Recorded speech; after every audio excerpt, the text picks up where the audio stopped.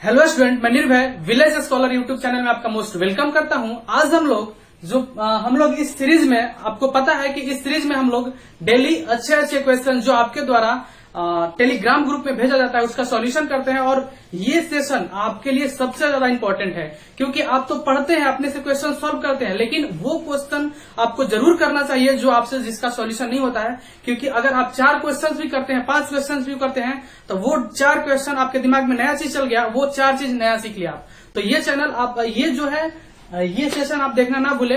और ये जो चैनल है विलेज स्कॉलर, ये एमिंग हाई का ही पार्ट है। वहां पे ट्रैफिक ज्यादा हो जाने की वजह से हम लोग ने डिसाइड किया कि इस चैनल के माध्यम से क्लास 10 की तैयारी करवाएंगे। और आपको हिंदी मीडियम वाले स्टूडेंट को क्लास 10 का पूरा तैयारी करवाएंगे। तो आप अपने गांव के बच्चों को बताइए। यहाँ पे 2 वीडियो अपलोड भी हो चुका है, धीरे धीरे करके वीडियो अपलोड होना शुरू हो जाएगा।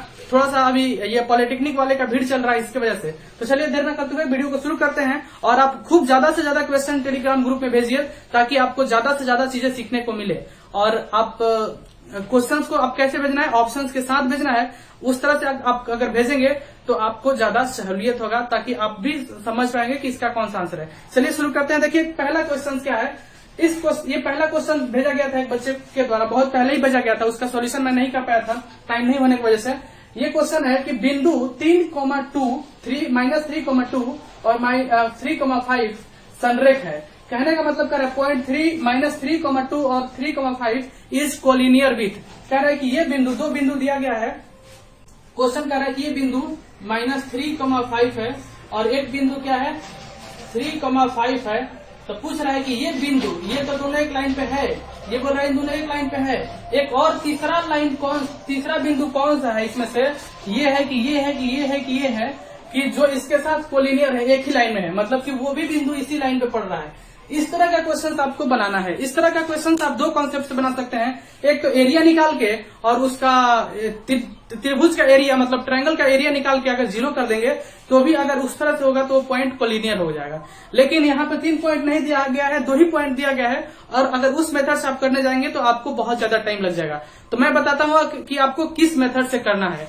आप अगर लाइन का इक्वेशन पढ़े होंगे कि किसी लाइन का इक्वेशन कैसे लिखा जाता है, ये थोड़ा सा +2 का चैप्टर है, बट कोई नहीं, 10th वाले बच्चे भी सीखेंगे। आपको चिंता नहीं करना है, आप बस आराम से देखिए कि मैं क्या क्या बता रहा हूँ, उस चीज को ध्यान में रखेंगे और करेंगे तो आपको भी आएगा। तो आप ये नहीं सोचेंगे कि ये +2 का तो मैं छोड़ दूं, नहीं। इस तरह का क्वेश्चन अगर आपसे पूछ लिया जाएगा तो आप 1 नंबर पीछे हो जाएंगे और बाकियों से पीछे चले जाएंगे। तो चलिए मैं इस तरह के क्वेश्चन को आप कैसे करेंगे।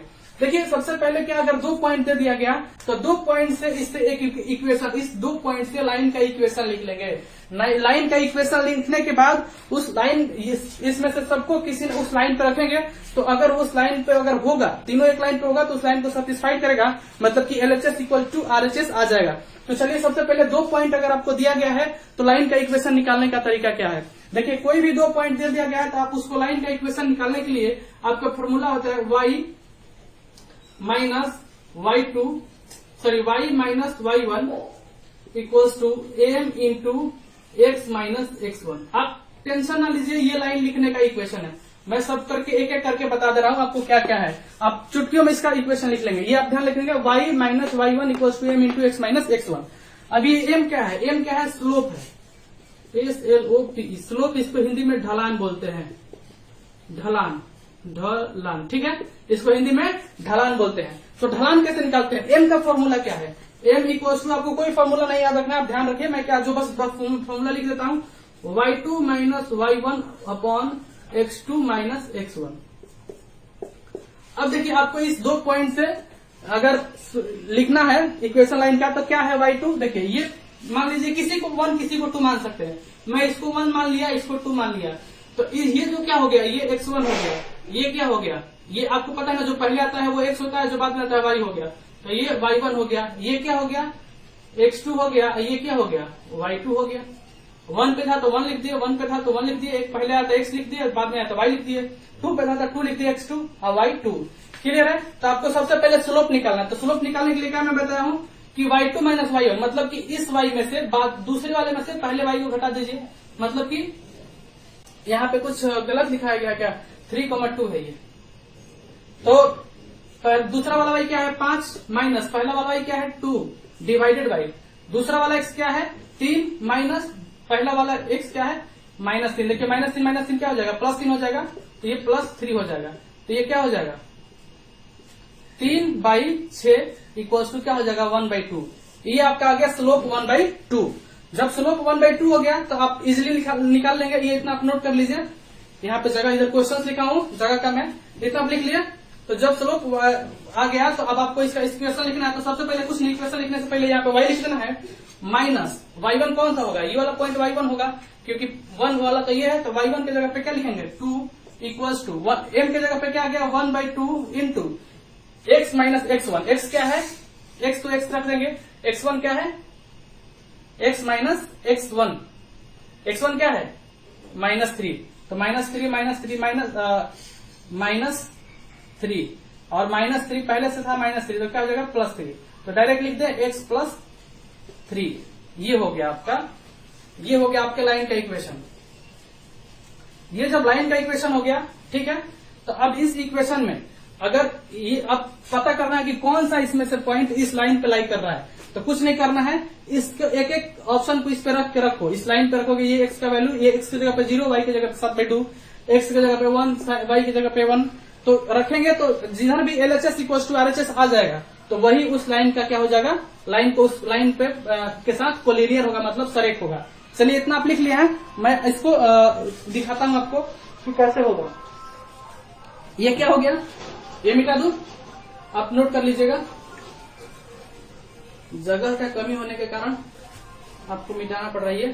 तो क्या आ गया, y - 2 इक्वल्स टू 1/2 x + 3। अब देखिए पहला ऑप्शन रख के देखते हैं। y के जगह, x के जगह पे क्या रखना है, 0।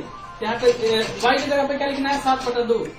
7/2 - 2 इक्वल्स टू 1/2 x के जगह पे कितना है, 0 + 3। ये क्या हो जाएगा, ये घटाएंगे तो इसमें से क्या हो जाएगा, 7 - 4/2 इक्वल्स टू 3/2। ये क्या हो जाएगा, 3/2 इक्वल्स टू 3/2। देखिए आपका पहला ही ऑप्शन टैली कर गया, तो ये आपका आंसर हो जाएगा इसके साथ, क्योंकि इसमें LHS इक्वल्स टू क्या बताए थे, LHS इक्वल टू RHS आ जाएगा, तो ये सॉल्व हो जाएगा। चलिए ये तो ऑप्शन आंसर हो गया। आप कहेंगे सर 1-1 रख के देखिए एक बार, देखिए 1-1 रख के देखते हैं। ये आपका आंसर हो गया 1-1। देखिए y की जगह पे 1 - 2 इक्वल्स टू 1/2, x के जगह पे 1, तो क्या हो जाएगा, -1 इक्वल्स टू 1/2 इंटू -2, क्या हो जाएगा, -1 इक्वल्स टू -1। ये भी सही है, यहाँ पे प्लस है ना, यहाँ पे प्लस है, तो ये 4 हो जाएगा, 4/2। 4/2 कितना हो जाएगा, -1 इक्वल्स टू 2 आया क्या, LHS इक्वल्स टू RHS नहीं आया, क्योंकि LHS में -2 आया और RHS में क्या, सॉरी LHS में -1 आया और RHS में क्या आ गया, 2 आ गया। तो LHS इक्वल्स टू RHS नहीं आया, तो ये ऑप्शन नहीं होगा, मतलब ये तो गलत है। अब आप सब रख के देख लेंगे, आप सबको चेक करेंगे तो LHS इक्वल्स टू RHS नहीं आएगा। जिस भी ऑप्शन में LHS इक्वल्स टू RHS आ जाएगा वही आपका आंसर हो जाएगा, और उसी के साथ क्या वो सरेक है। तो सबसे पहले क्या लिखेंगे आप, लाइन का इक्वेशन लिखेंगे। लाइन का इक्वेशन लिखने से पहले आप स्लोप का इक्वेशन, स्लोप निकालना जानेंगे, मतलब कि ढलान निकालना जानेंगे। मैं बता दिया कि आप ढलान निकालने के लिए, स्लोप निकालने का फॉर्मूला क्या है, y2 - y1/x2 - x1। जब ये स्लोप निकल जाएगा तो आप आराम से इक्वेशन लिखने के लिए क्या लिखेंगे, y - y1 equals to m into x - x1। इतना इस इक्वेशन लिखने के बाद आप सारे पॉइंट को रख के चेक करेंगे। सारे नहीं, आप सारे पॉइंट नहीं लिखेंगे, कोई भी अपने मन से एक पॉइंट रखेंगे। अगर उसमें LHS इक्वल्स टू RHS आ गया तो ठीक है, नहीं आया तो फिर दूसरा पॉइंट रख के देखेंगे। अगर उसमें भी नहीं आया तो तीसरा पॉइंट कोई ना कोई हो जाएगा। इस तरह से आप क्वेश्चन को थोड़ा सा टाइम लगेगा लेकिन सॉल्व कर लेंगे और आपका 1 नंबर सिक्योर हो जाएगा। तो आप इस तरह से कर लेंगे, ठीक है। नेक्स्ट, अगर आपको ये समझ नहीं आता एक बार फिर से पीछे करके देखिएगा, समझ में आ गया होगा, सभी बच्चों को समझ में आया होगा। चलिए नेक्स्ट करते हैं। नेक्स्ट क्वेश्चन में क्या दिया गया है, 670। ये भी आपके द्वारा टेलीग्राम ग्रुप में ही, अगर आप टेलीग्राम ग्रुप में नहीं जुड़े हुए तो जुड़ जाइए, नहीं तो आप बहुत ज्यादा पीछे जा रहे हैं औरों से। देखिए क्या दिया गया है, 617 into sec20 plus cos20 into cos70। मैं आपको बताया था ना कि जब भी ये दो नंबर का सम 90 डिग्री बनता है तो मैं आपको त्रिकोणमिति में पहला जो मैं आपको टॉपिक कराया था, त्रिकोणमिति का पहला वीडियो, उसमें कुछ आपको कंडीशन लिखवाया था कि जब a प्लस बी, मतलब इन दोनों कोण का सम 90 डिग्री हो जाए, यहाँ पे सेक है, यहाँ पे साइन है, तो सेक a प्लस सेक b क्या होता है, सेक a प्लस b 1 होता है जब सेक, ये मैं बताया था कि sec A into sine B equals to 1 कब a plus B equals to 90 जब होता है। जब a प्लस बी मिलकर 90 डिग्री, देखिए तो ये a की जगह पे ये है, b की जगह पे ये है, तो ये दोनों मिलकर 90 डिग्री होता है, तो इसका वैल्यू 1 हो जाएगा। प्लस में और बताया था आपको cos 20 into cosec cos a into cosec b equals to 1 होता है कब जब a plus B equals to 90 degree होता है। तो देखिए यहाँ पे भी 20 और 70 90 हो गया, तो इसका वैल्यू भी 1 हो जाएगा। तो 1 और 1 मिलकर क्या हो जाएगा 2, और इसका आंसर क्या हो जाएगा आपको 2। आई होप कि आप समझ पाए होंगे। कुछ बच्चे सोच रहे होंगे कि सर इसको और किसी मेथड से करके बनाइए, तो देखिए मैं और एक मेथड से आपको बता देता हूं। आप नोट डाउन कर लिए, ठीक है। मैं आपको इसको और एक मेथड से बता देता हूं। क्या लिखा गया है, सेक 70 इंटू साइन 20, बस इतना को मैं कर रहा हूं। तो सेक प्लस यहाँ पे कर लेता हूं, तो इसको क्या लिख सकते हैं, इतना ही करता हूं ना, पहले मैं आपको दिखा देता हूं कैसे बनाता है। तो सेक को क्या लिख सकते हैं, 1 by cos 70 into sine 20। Sine 20 को क्या लिख सकते हैं, साइन 90 माइनस 70 लिख सकते हैं अपॉन कॉस 70। और क्या बताया था, 90 माइनस थीटा या 90 प्लस थीटा, साइन तो कॉस में चेंज हो जाता है, तो कॉस कितना हो जाएगा, कॉस कितना हो जाएगा 70 बटा कॉस 70। ये कॉस से कॉस कट जाएगा 1, तो इसका वैल्यू 1 आ गया। वैसे आप इसको इस साइड वाले को भी चेंज करके उसका भी वैल्यू 1 आ जाएगा, तो 1 प्लस 1 क्या हो जाएगा 2 हो जाएगा। आप इस तरह से भी क्वेश्चन को कर सकते हैं और उस तरह से क्वेश्चन को भी कर सकते हैं। आई होप कि आप समझ पाए, ठीक है। मैं आपको बोलूंगा, मैं जो ट्रिक बताया हूँ उसी ट्रिक से कीजिए। आपको देखिए इतना बड़ा कैलकुलेशन नहीं करना पड़ेगा, बस यहाँ पे देखें 70 प्लस 20 90 हो गया, मतलब इसका वैल्यू 1 हो जाएगा। जब ये सेक और साइन एक साथ होगा तब आप इस बात का भी ध्यान रखेंगे, ठीक है। तो आप जाके पहला वीडियो देखिए ट्रिग्नोमेट्री का और मेरे टेलीग्राम ग्रुप से ज्वाइन हो जाइए। चलिए नेक्स्ट, तीसरा क्वेश्चन। एक समान पदार्थ के दो तार जिनकी लंबाई एवं त्रिज्या का अनुपात, कह रहा है कि एक समान पदार्थ का मतलब कि ये 2 वायर है, 2 तार है, ये देखिए ये 2 तार है, दोनों समान पदार्थ का है। दोनों समान पदार्थ कहने का मतलब कि दोनों एक ही मटेरियल का बना हुआ है। मान लो कि ये एल्यूमिनियम है तो ये भी एल्यूमिनियम है, अगर ये कॉपर है तो ये भी कॉपर है। 2 तार जिनकी त्रिज्या का अनुपात, जिसकी लंबाई और त्रिज्या का अनुपात इतना है, बोल रहा है कि इनकी लंबाई मतलब कि इसको 1 बोल दे, इनको 2 बोल दे, तो L1 बाई L2 दिया गया है, लंबाई का अनुपात दिया गया है 3/4, और त्रिज्या का अनुपात मतलब R1 बाई R2 दिया गया है 3:2।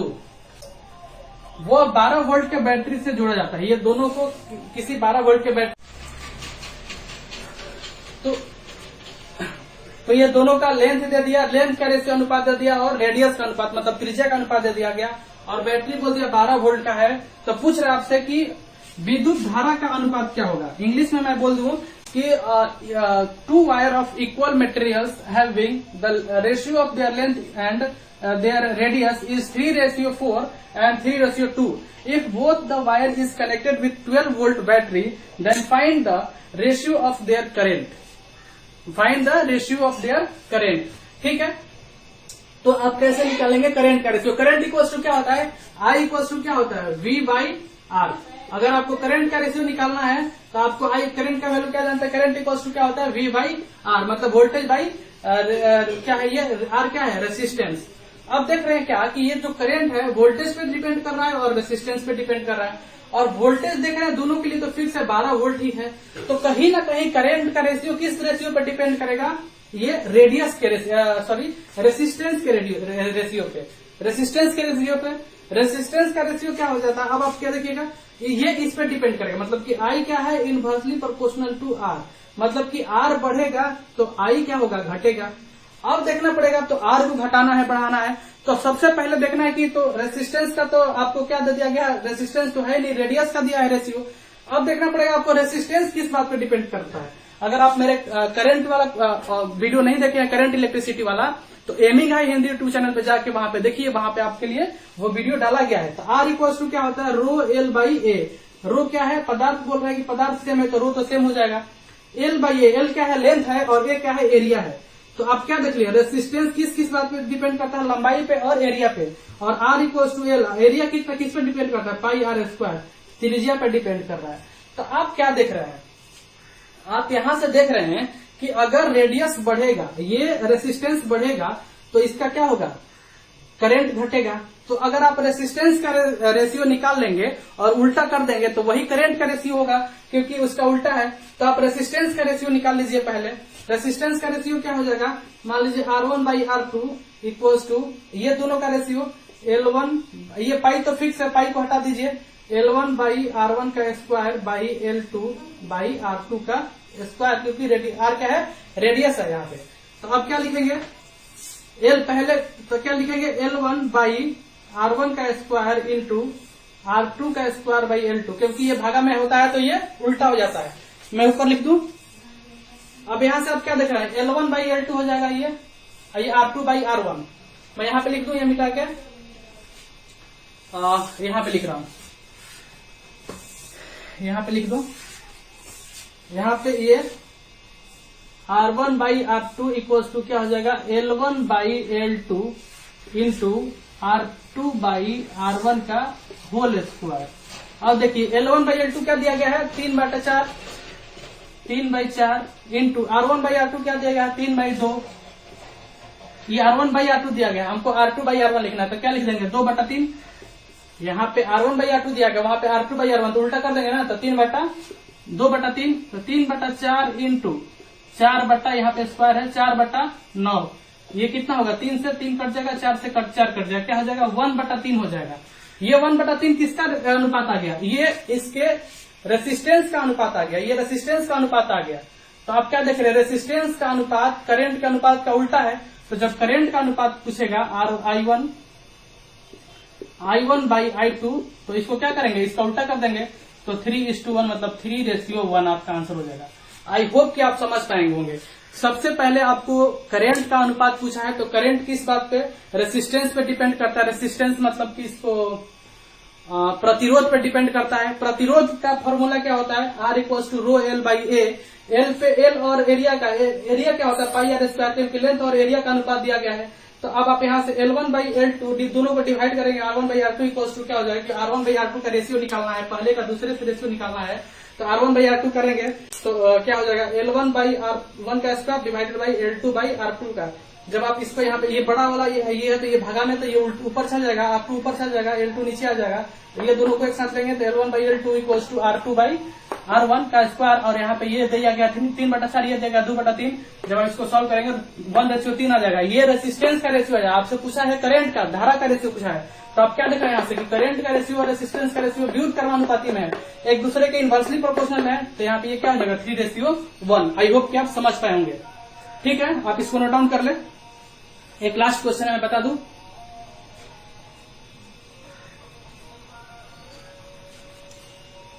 ठीक है।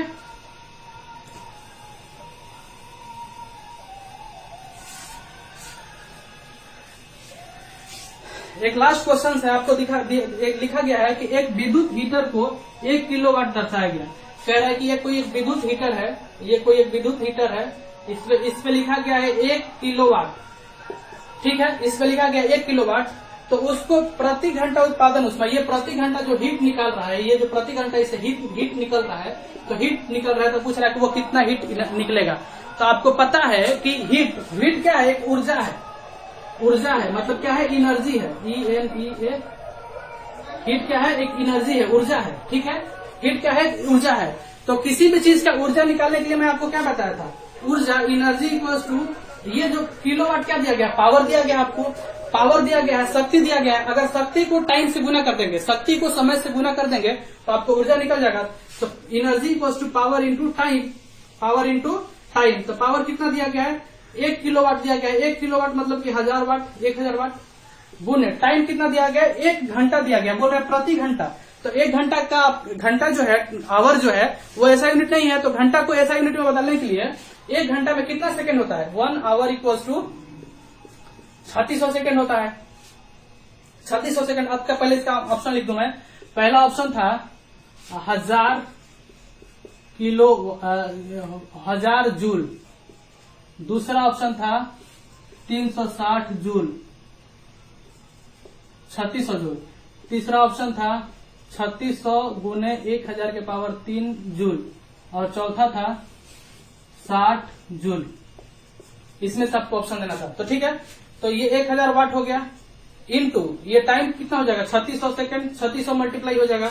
तो आप लिख सकते हैं इसको 3600 गुने 1000, 10 के पावर, ये 3 जीरो है तो 10 के पावर 3 जूल। ये क्योंकि वैसे भी आप जानते हैं कि एनर्जी का यूनिट जूल होता है, और जूल जब यहाँ पे ऐसा यूनिट रखा है, यहाँ पे 1 घंटा नहीं रखेंगे आप, यहाँ पे ऐसा यूनिट क्या रखना पड़ेगा, अगर ये ऐसा यूनिट में है तो इसको भी ऐसा यूनिट में रखना पड़ेगा। और टाइम का ऐसा यूनिट क्या होता है, सेकंड होता है, तो 3600 सेकंड। तो ये आपका आंसर कितना हो जाएगा, ये आपका सी आंसर, तीसरा आंसर हो जाएगा। आई होप कि आप चारों क्वेश्चंस को अच्छे ढंग से समझ पाए होंगे। अगर आपको इस चारों क्वेश्चंस में से कोई दिक्कत है तो आप मेरे टेलीग्राम ग्रुप पे या इस वीडियो के कमेंट बॉक्स में कमेंट कर सकते हैं कि सर आप ये इस क्वेश्चंस को फिर से समझा दें मैं। और आप क्वेश्चंस को ज्यादा से ज्यादा टेलीग्राम पे जुड़ जाइए और क्वेश्चंस को ज्यादा से ज्यादा भेजिए। और आप ज्यादा से ज्यादा कोशिश कीजिएगा जो प्रीवियस ईयर क्वेश्चन है, जो पहले जो प्रीवियस ईयर 1982 से 2018 तक जो क्वेश्चन पूछा गया है, उस क्वेश्चन को पहले आप सॉल्व करेंगे और उसमें से आप क्वेश्चन को पूछेंगे। ठीक है, होप कि आप समझ गए। आप इस चैनल पर नए हैं तो सब्सक्राइब कर ले, क्योंकि जो भी नया वीडियो आएगा तो सबसे पहले आपको नोटिफिकेशन मिलेगा, तो आपको फायदा होगा। चलिए मिलते हैं नेक्स्ट वीडियो में, bye bye, thank you and take care.